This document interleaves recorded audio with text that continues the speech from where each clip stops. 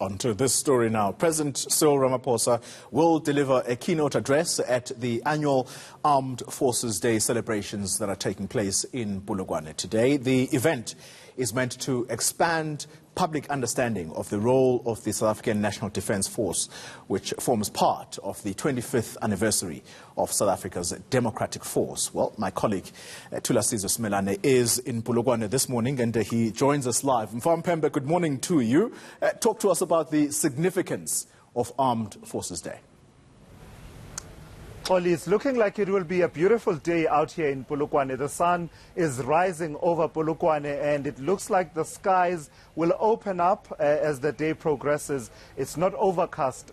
It's just slightly cool at the moment. And those are critical details, because part of what we're looking forward to is the display of the military capabilities and the flypasts that will be taking place later on in the day. There'll be a parade that will be happening. We're just off the, a few hundred meters away from the Polokwane Peter Mokaba Stadium, which will be the center of much of the activity of the South African National Defence Forces. The 4 arms of service of the SANDF will be out on full display before their commander-in-chief, that is the President Cyril Ramaphosa, basically saluting and also showcasing what they are able to do. Part of this, why it happens on the 21st of February, is the historical grounding of it all, because it was on this day, at this hour in 1917, the SS Mendi,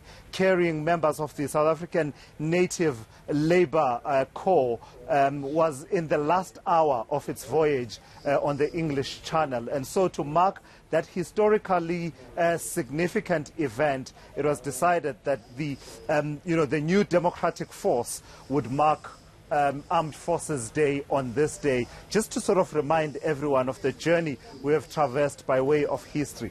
Let me bring in someone who actually knows all about the heritage of conflict and how it has shaped the South Africa that we have. I'm joined by Dr. Garth Bennyworth from Solplaki University, and he's a military historian, really good at these things. So let's talk about, part of what you do. And I was talking about the grounding of this event on the 21st of February and the sinking of the SS Mendi there, and the historical context was different. The South African Native Labour Corps were people that were not really recognized even after the whole sinking of the SS Mendi.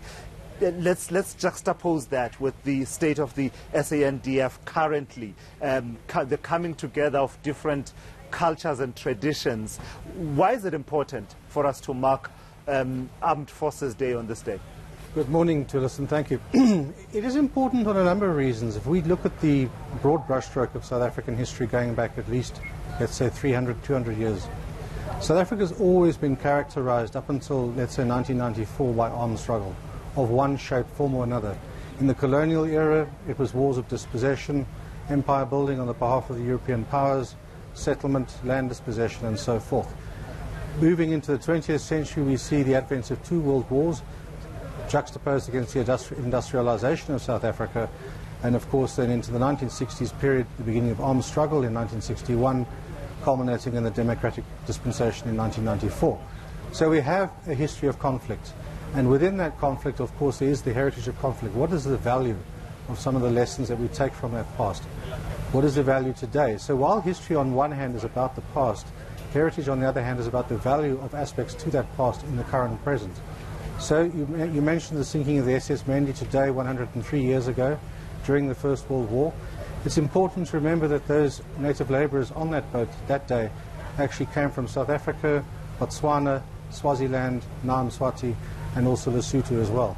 So it's a SADC story in itself, in a way.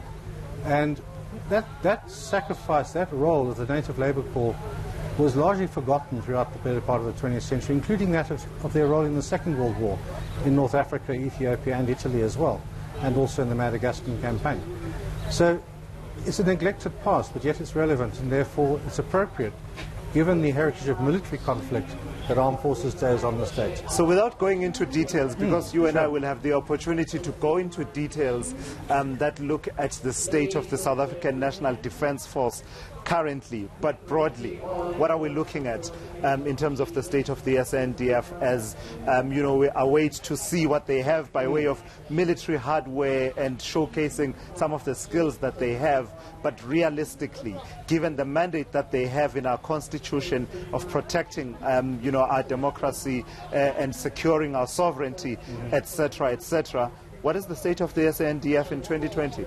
Well, if one looks at the analysis that is out in the public domain, the state of capability in certain respects is highly strong in certain sectors of the Defence Force, and in other areas the Defence Force, it is not that strong.